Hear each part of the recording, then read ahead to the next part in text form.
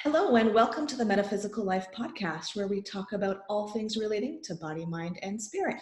My name is Nicole Kaye, and today we have a wonderful guest on our show, Paula McDermid. She is a mom of three, co-host of a TV show, owner of a yoga studio, as well as writes for Elephant Journal. So I thought she would be a wonderful person to come on and share her insights and her journey, and hopefully a little bit of tips for us listeners. Welcome, Paula. That's a big introduction. Let's hope so. Great. So I thought what we would start with, what I typically do is I ask guests to share a little bit about their journey, their spiritual journey up to this point. And then, we'll see where it takes us. Oh, wow. Okay. So I opened the studio's going to be 4 in October. And I'd always been really involved in yoga because I got a diagnosis when I was in my early 20s with fibromyalgia. But I was, at the time, really wanted to get pregnant.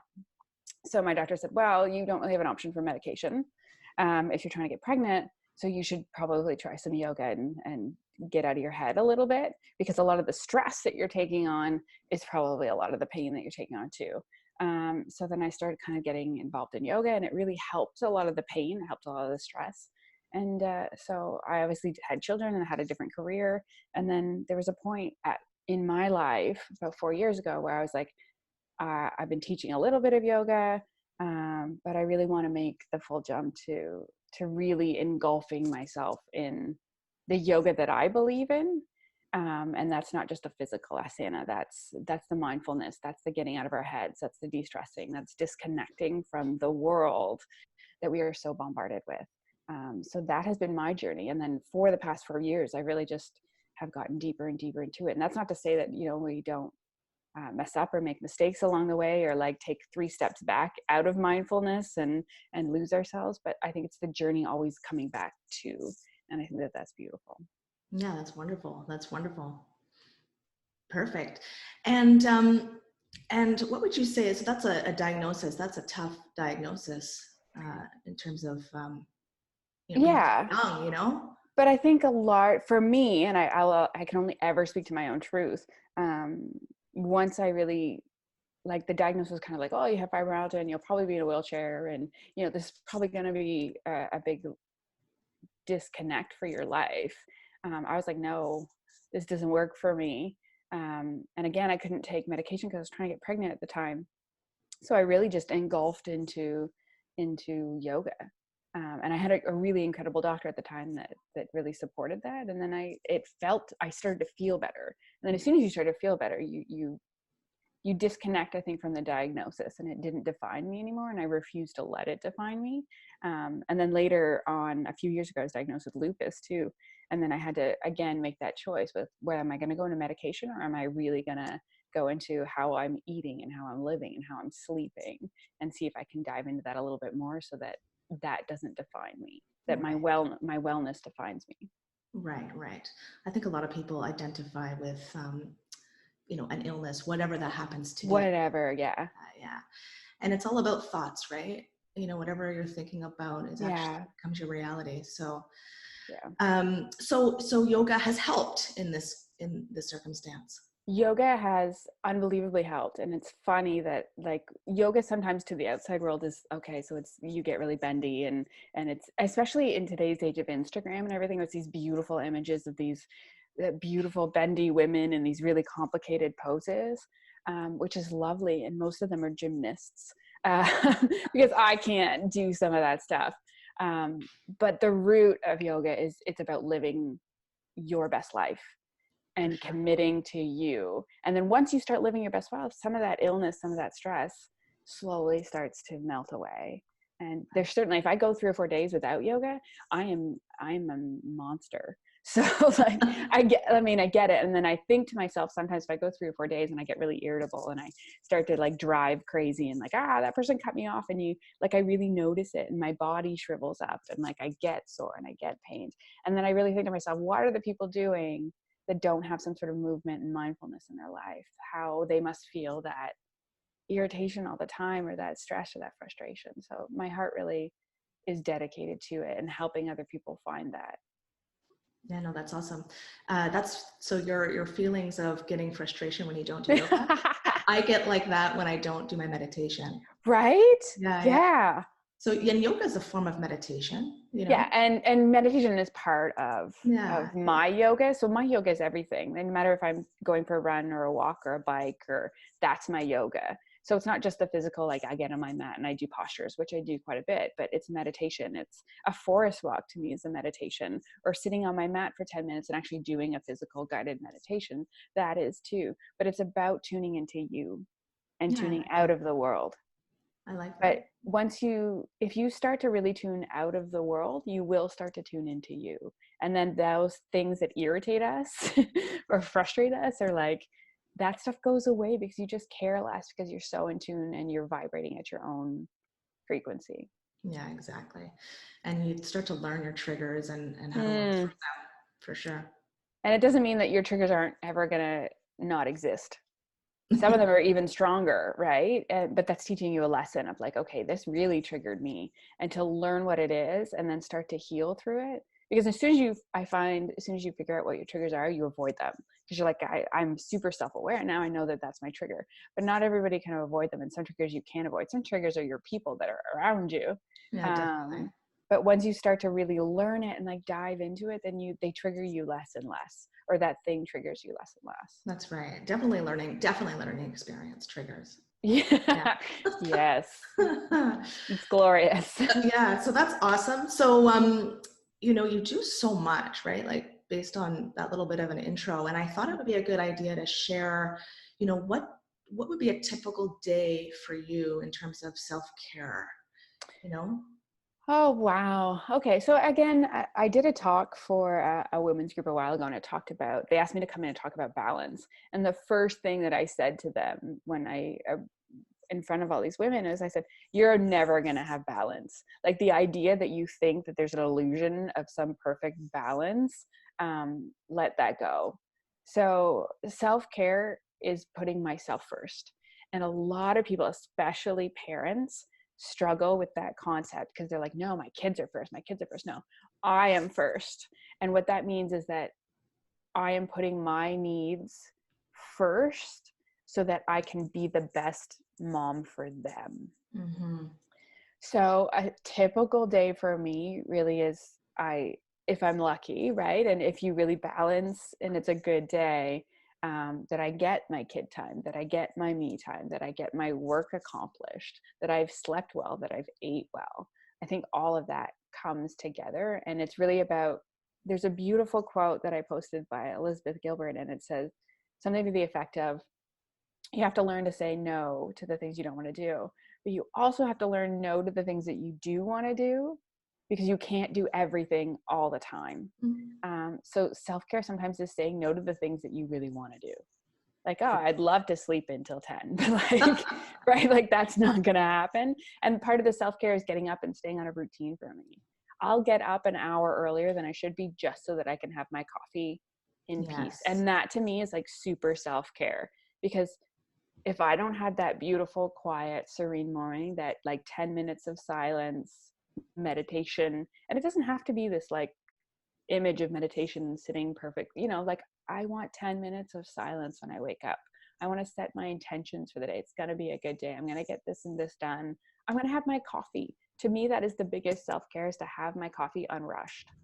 No, But everybody definitely. has a different one, right? Like everybody has different, I need to have my coffee unrushed. No, definitely, definitely. And it's whatever people resonate with, right? So you love Yeah. your coffee and Yeah. probably. Yes, I like my coffee. No, that's awesome. And you mentioned setting intentions. That's a really big one. And maybe share a little bit about, what that means to you and how maybe you do that for those people So, who may not know. yeah. So we do it a lot in yoga, and we tell people before a yoga class, like, set your intention for this practice. What is it? Are you here just for physical movement? Then set that intention. I'm here to, like, my sore shoulder, to really focus on it.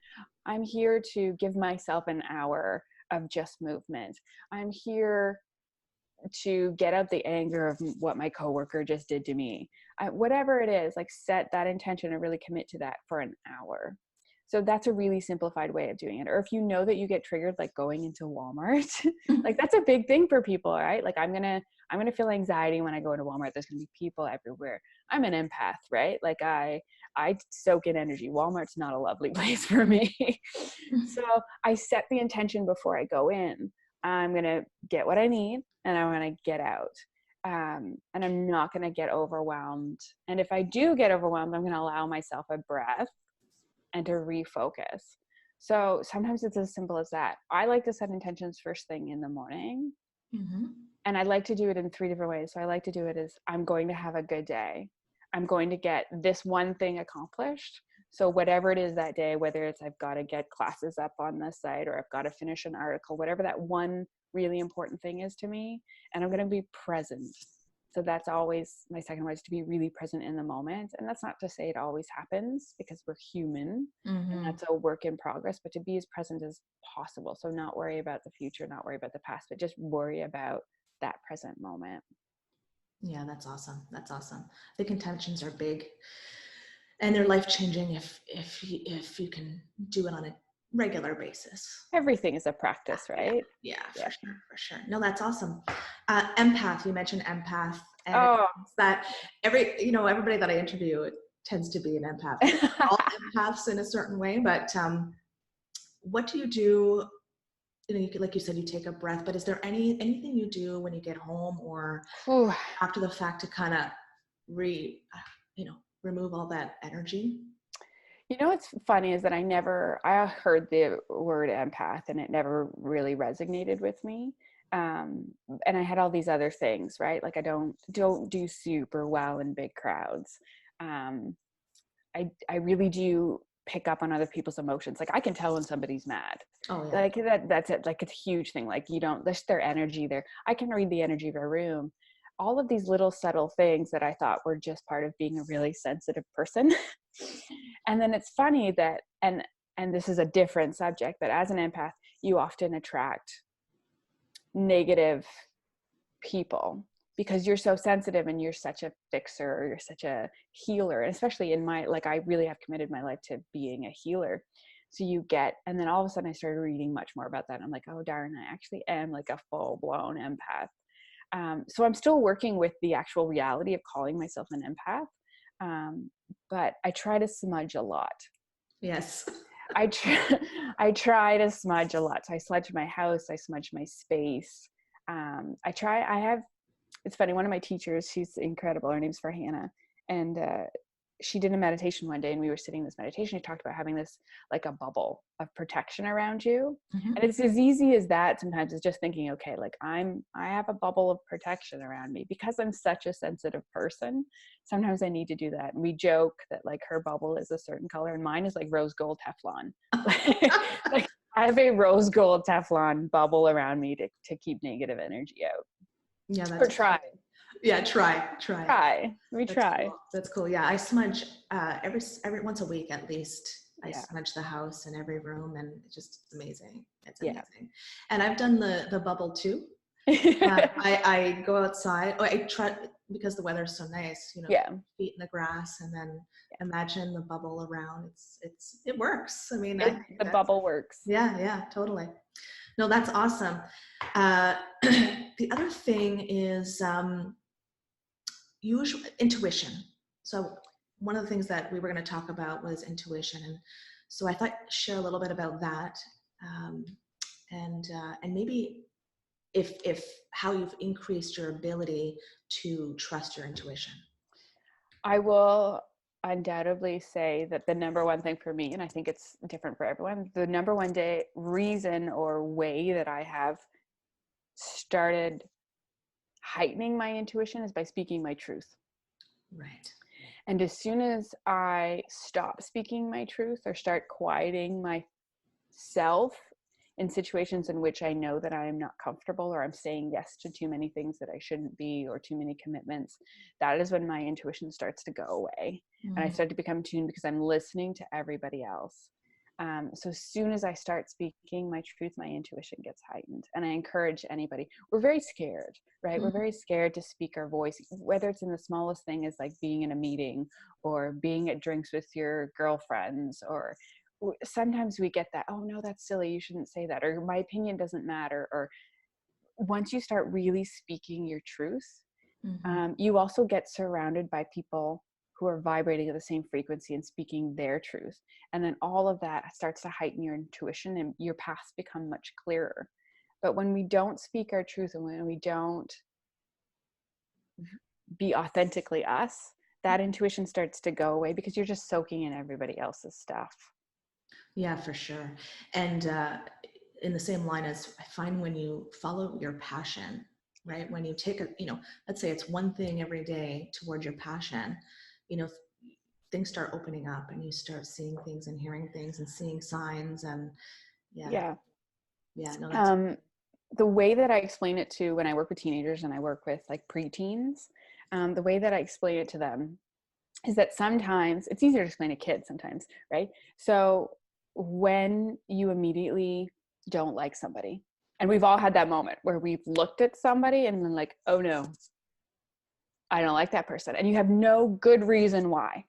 And the same is the opposite. When you look at someone, you're like, oh, I love that person. Like you have like, I have social media best friends that don't even know that they're my best friend because like, I'm like, everything that you're saying and everything you're doing makes sense to me. I hear you. I get the words behind the words.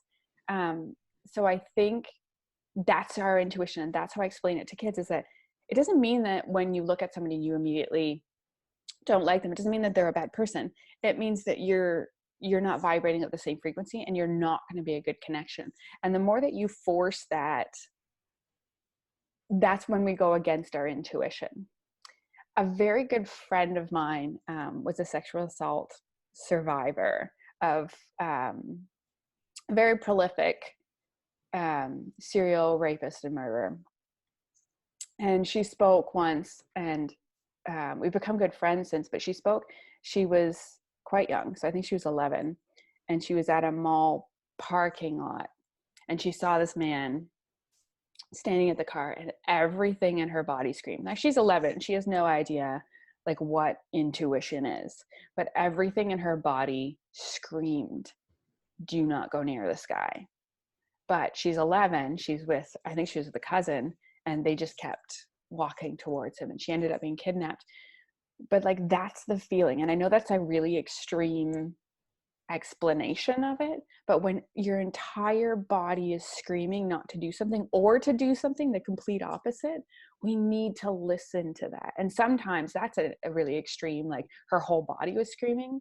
We have to learn to tune into, is it just a quiet squeak of I should do this, I shouldn't do this? Because the more we tune into that, the less it has to scream at us, right? Yeah.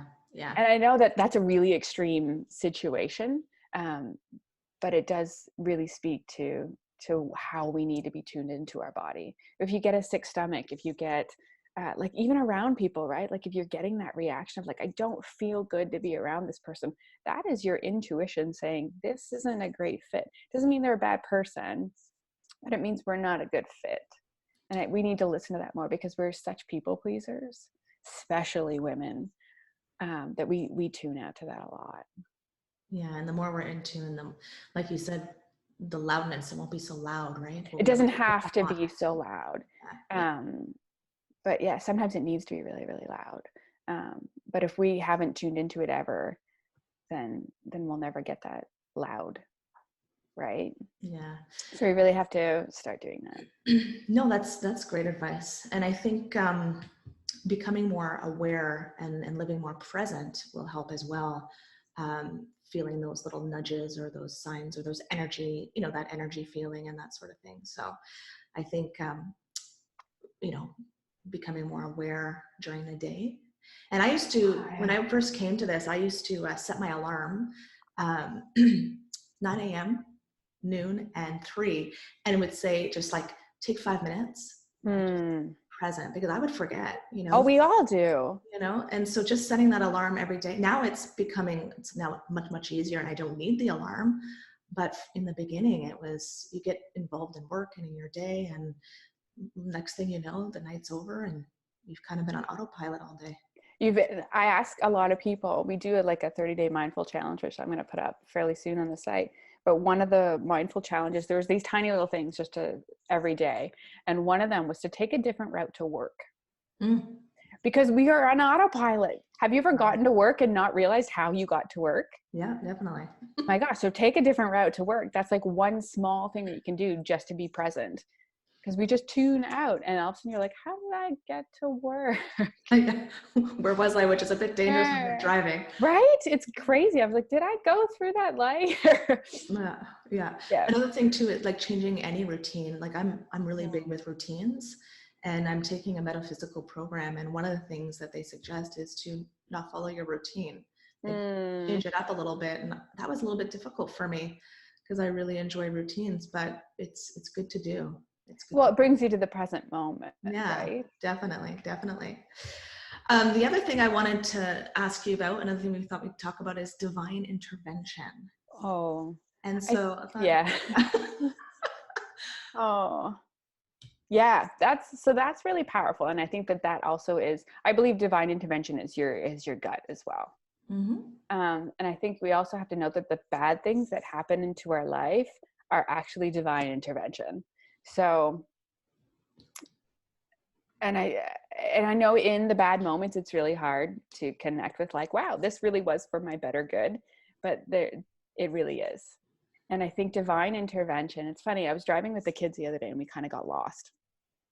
And it's weird because in today's day and age with GPS, how do you get lost? Right. But the GPS wasn't working. It was actually telling me I was 20 minutes away from home when we were an hour and a half away. Mm. And like, I knew we were an hour and a half away and I was like, there's no way. And I was driving in circles. And so I'm pretty chill as a person anyway. And my kids are pretty chill. So it was really not a big deal, right? So I just thought, oh, kids, it's an adventure. I said, but the really beautiful thing to know is that maybe this getting lost is stopping us from being in a car accident.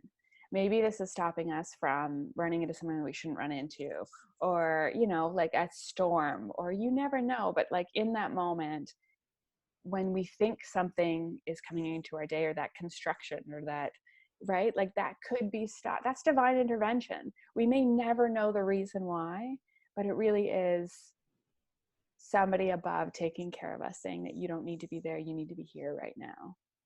Yeah, that's cool. I totally believe in divine intervention. I think it happens all the time. We just don't realize it. Oh, yeah. So yeah. So for me, like even like loss of jobs or any change, there's usually a reason why, right? I had a really bad breakup. So I got divorced. And we had a really good relationship. We were co-parenting incredibly.